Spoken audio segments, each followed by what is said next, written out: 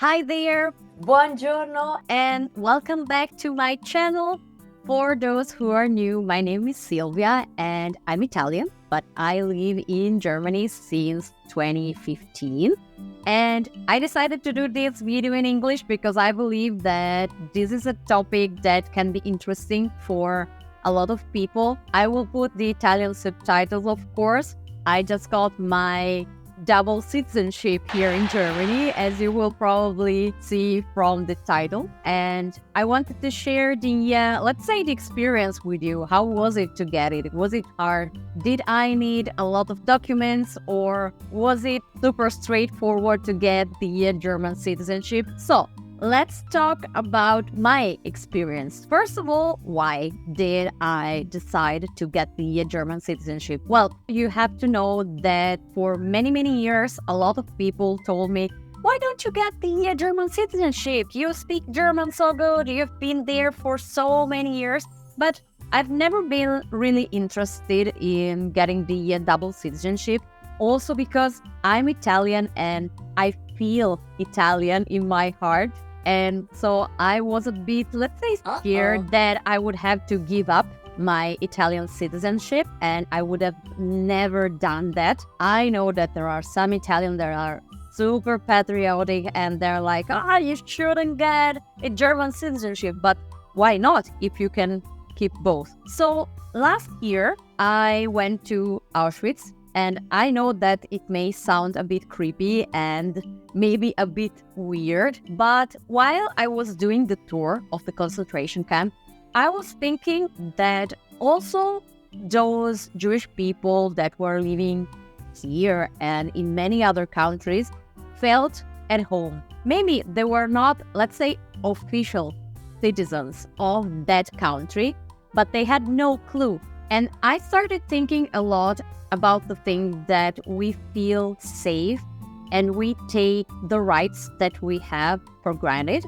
But then if something happens, we start realizing, I shouldn't have taken that for granted. So I started to apply for the German citizenship. There are some basic requirements that you need to fulfill so that they consider you for this process. First of all, you must have lived in Germany for at least 8 years without interruptions that were longer than 6 months. Almost everyone went on vacation, but you need these, let's say, stable 8 years. In addition to that, you need a test that you have to do here in Germany that confirms that you basically know the German culture. It's not difficult. I think we will do a separate video about that test. We can see what are the questions, if they're difficult, if they're easy to understand, and so on. Then you need a B1 language certificate.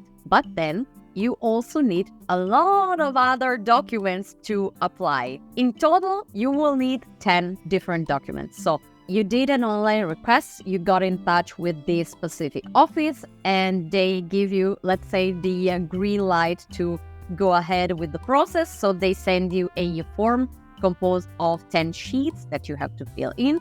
And this is one important document. Together with this form, there is a shorter form that basically allows them to look at your personal data. Otherwise, they could not do anything. Then you will have to send a copy of your passport or personal ID. Then you will need a birth certificate from your country, in my case from Italy, and you will need to translate it. You cannot do it by yourself using Google Translate. You will have to send it to a translator in Germany, which has a special certification. So this person can translate your birth certificate and can put a stamp on it.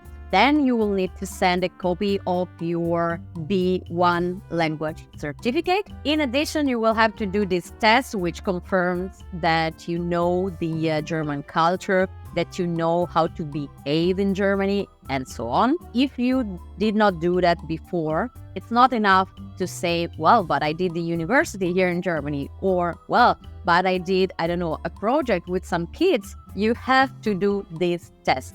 period. Then you need a piece of paper from your employer, which confirms that you work in that place, when you started, what kind of contract you have, and you will also need to send the last paycheck of like the month before you send all these documents together. And last but not least, you have to request a pension history overview from the pension insurance provider. I had to repeat this sentence like 10 times. You have to contact them and they will send you this documentation. Once you sum up all these documents, you can send them. You will be invited in this office to compare the original documents that you probably have at home to these copies. So when you start, they tell you that the entire process can take 6 to 12 months. In my case, I have to say that it was pretty uncomplicated. It took me 6 months to get the citizenship. Once they finally give you this last appointment, you go there. You have to sign some documents, of course. You have to declare that you're not going to do bad things in Germany, to organize a robbery or something like that. Then they tell you, congratulations, you're a German citizen now. You get this piece of paper, which is super important because there is only one copy in the world of this one document. I don't know in the other Bundesländer in Germany, but if you apply in Bavaria, as I did, you get this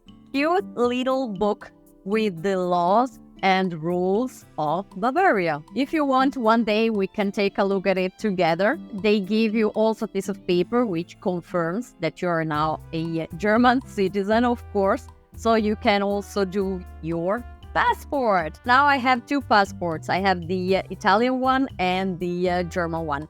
They're similar. Sorry that I have them in 2 plastic covers. At least when they're dirty, I can change them. To finish this video, maybe one final consideration from my side. I don't think that it was so easy to get the citizenship. At some stages of the process, I was thinking, why am I gonna do this? I also had to apply to do this test to confirm that you know the German culture, and I had to wait more than 1 month because there is such a huge request to do this test. It was overbooked, and then I finally found a spot. Then I had to wait another month to get the result.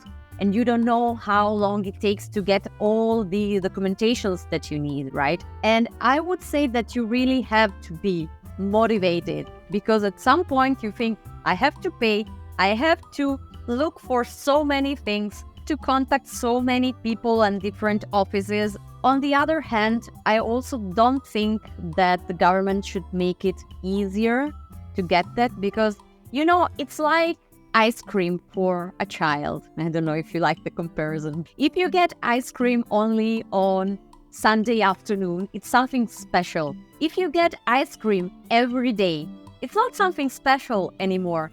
So I think that if you really want to apply, then you can do that. And you need to do something to get this privilege. It shouldn't be too easy. Perhaps you have a different point of view, and let me know what you think in your comment. Perhaps you're also Italian and you got the double citizenship, so if you want, you can also share your experience. If you enjoyed this video, thumbs up.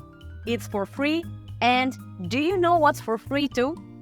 To subscribe to this channel. So I hope you'll do this to support me a bit, and I hope to see you in my next video.